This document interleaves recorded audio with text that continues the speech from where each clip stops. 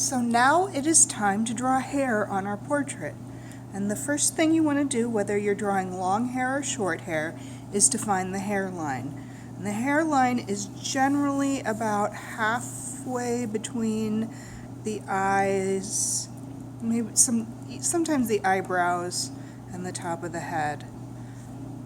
So this would be about halfway between the eyebrows and the top of the head. Some people have a lower hairline, some people have a higher hairline.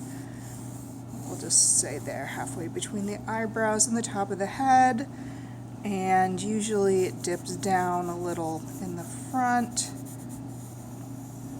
making a shape like that. And actually, the guideline is it comes like a heart to the eyes. And then from the line of the ear up, line of the ear up, and you erase that bit to the eyes. And maybe make this a little bit wider here. And there is your basic hairline. This is where the hair grows on the head. Okay, from there we're going to start laying in the basic shape of the hair. Decide where it's going to part. So there's a part there, and the hair goes usually just a little bit above the head, unless it's very fluffy or curly, and then it could go quite a ways above the head. I'm going to lay this hair in here, and then we're going to just chunk the hair out and decide how does this hair grow on the head. For example, we might have a chunk of a bang that goes across and behind the ear. And there's that chunk that does that. Maybe it comes from about there. And then another chunk that goes down there. And maybe another chunk that comes through here. And we'll chunk this over and say, maybe we'll say this hairline actually goes a little higher.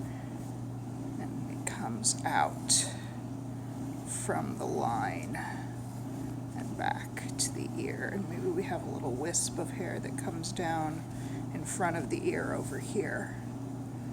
Now, different hair textures, of course, will be drawn in different ways. And I've given you a reference sheet, if you're in my class, to look at the different ways to draw different hair textures. All right, now once you've got, we can erase the hairline where the hair goes over it.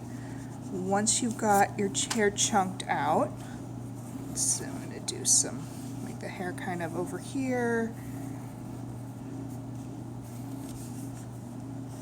Some hair over there. Then you can lay in your, I like to lay in my dark lines first.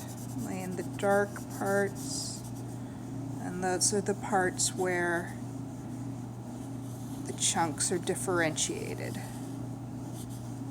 that with the side of my pencil. Recognize that the light is probably coming from the top. So there will be highlights here, maybe there, and that the area then behind the ear or lower may be darker. This is a less realistic, more illustrative, I should say, style of hair. So you get the sense of hair, the feel of hair. It looks like hair, but it's not quite as much work as if you were doing an extremely realistic head of hair. Where you're not so much focused on individual strands as the general shape.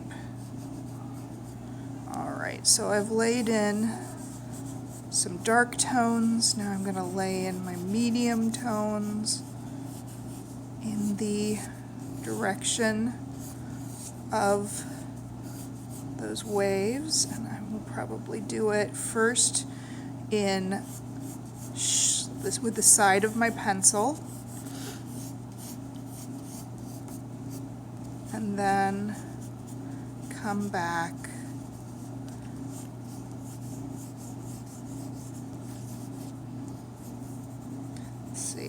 I forgot to put this dark shadow behind the ear. That's a good place for a shadow if that goes up. Okay, and then I'm going to come back with a few individual strands of hair so you get the feel of where the hair moves.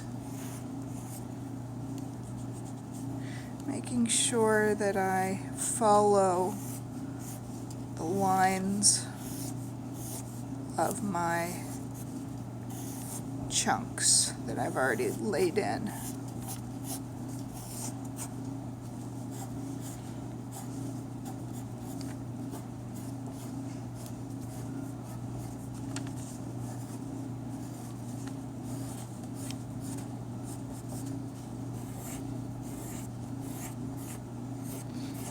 I always draw wavy hair because I have wavy hair and it's easier for me to draw.